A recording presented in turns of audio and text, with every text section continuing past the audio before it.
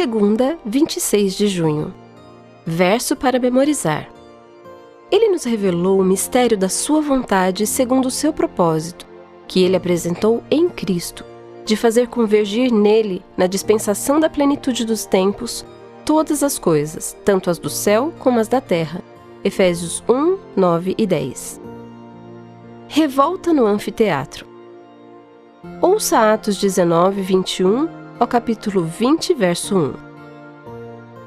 Depois destas coisas, Paulo resolveu, no seu espírito, ir a Jerusalém, passando pela Macedônia e Acaia.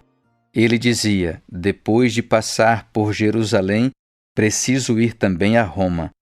Tendo enviado à Macedônia 2 daqueles que o ajudavam, a saber, Timóteo e Erasto, permaneceu algum tempo na província da Ásia. Por esse tempo houve grande tumulto em Éfeso por causa do caminho, pois um ourives, chamado Demétrio, que fazia modelos de prata do templo de Diana e que dava muito lucro aos artífices, convocando-os juntamente com outros do mesmo ofício, disse-lhes: Senhores, vocês sabem que a nossa prosperidade vem deste ofício, e agora vocês estão vendo e ouvindo que não só em Éfeso, mas em quase toda a província da Ásia, este Paulo tem persuadido e desencaminhado muita gente, afirmando que os deuses feitos por mãos humanas não são deuses de verdade. Não somente há o perigo de que o nosso negócio caia em descrédito, como também de que o próprio templo da grande deusa Diana seja considerado sem valor e que até venha a ser destruída a majestade daquela que toda a província da Ásia e o mundo adoram. Ouvindo isto, ficaram furiosos e começaram a gritar: Grande é a Diana dos Efésios!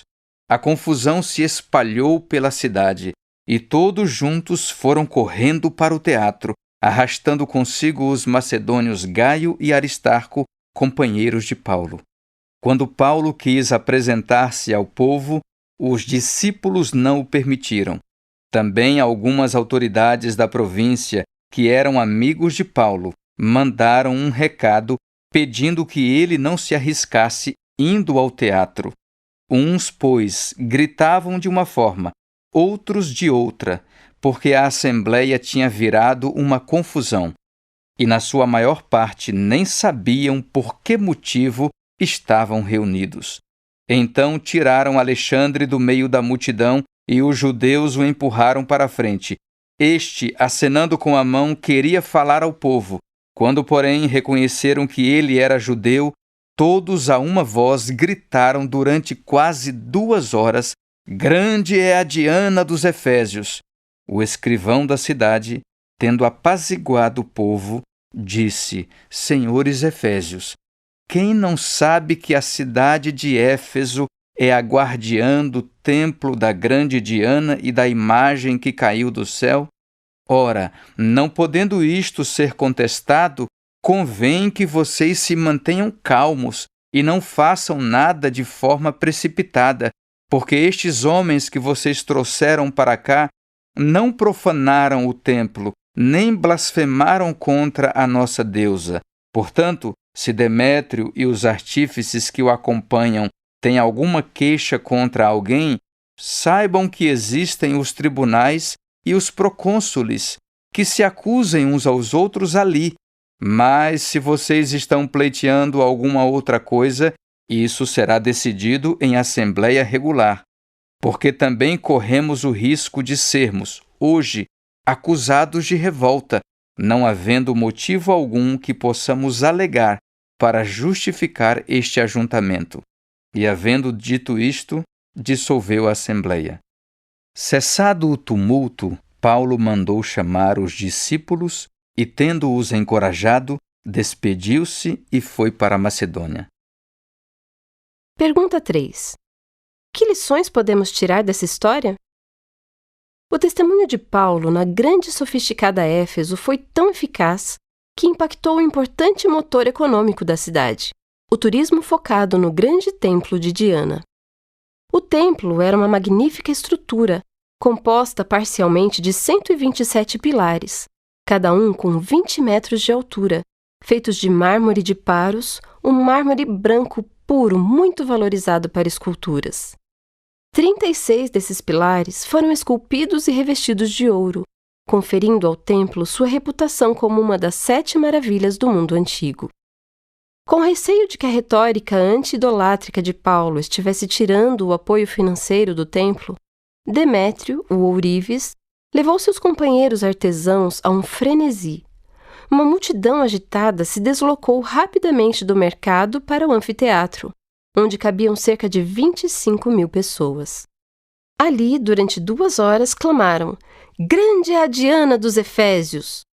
Depois que a multidão foi dispersada pelo escrivão da cidade, Paulo se reuniu com os crentes e deixou Éfeso. Ouça Atos 20, 28 a 31. Cuidem de vocês mesmos e de todo o rebanho no qual o Espírito Santo os colocou como bispos, para pastorearem a igreja de Deus, a qual ele comprou com o seu próprio sangue. Eu sei que depois da minha partida aparecerão no meio de vocês lobos vorazes, que não pouparão o rebanho, e que até mesmo entre vocês se levantarão homens falando coisas pervertidas para arrastar os discípulos atrás de si. Portanto, vigiem, lembrando que, durante 3 anos, noite e dia, não cessei de admoestar com lágrimas cada um de vocês. Pergunta 4. No fim da 3ª viagem missionária, Paulo se encontrou com os anciãos de Éfeso. O que preocupava o apóstolo? Uma possível cronologia do relacionamento de Paulo com Éfeso pode ser descrita na ordem a seguir. Todas as datas são depois de Cristo.